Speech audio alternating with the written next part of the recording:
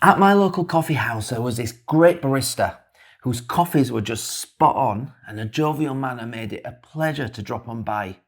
Now, one day she said, "Have you tried carne machada?" "No," I replied. "You must try it, man. It's so good. My boyfriend, right, is from Venezuela and absolutely swears by it." "For sure. I'll definitely try it. You know how it goes. Now, the next time I will go in for coffee." "Have you tried it yet?" No. I keep forgetting, but I will though. I mean, it sounds really, really good. The next time, it would just be a look and a raise of the eyebrows. And the response would be a not yet. And then one day, without prompting, I went in and I said, "Hey, I've made it." "And what do you think?" she said. Man, I mean, it was just horrible. I mean, oh, never again. Now, she was so sure of the dish that she smirked and knew that I was impressed. And I had actually made it, and it was terrific. And I've made it a few times more since then. And guess what? Now, I share it with you, my esteemed audience.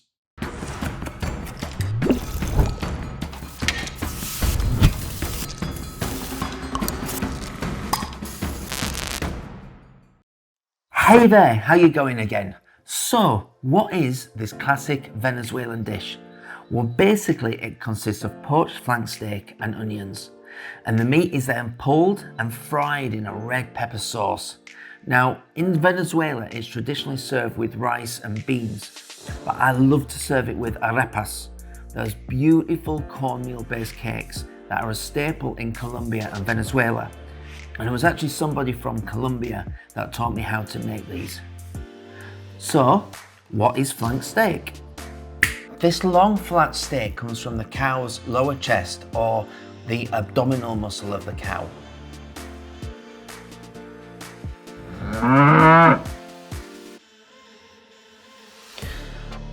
It's inexpensive, lean, flavourful and extremely versatile. Now, it's perfect for thin slicing for a stir fry, albeit it can be a little tough as a full steak. That's why marinating or braising can bring the best out of it. It doesn't have the delicious fatty taste that, say, marbled cuts do, but it does have a really, I'd say, beefy flavour that when poached also creates a delicious hearty stock. And that's what we're going to do for this dish. We're going to poach this flank steak, or it's called skirt in Australia, with onions, black peppercorns, salt, and, don't forget, a bay leaf. So as we're going to serve this with arepas, we're going to reduce the broth a little more than if it were to be served with beans and rice. Now, the arepas are made with a cornmeal called masa lista, and it's been pre-treated, just ready to make those beautiful little corn cakes. Okay, so I'm going to show you how to do that as taught by my Colombian friend.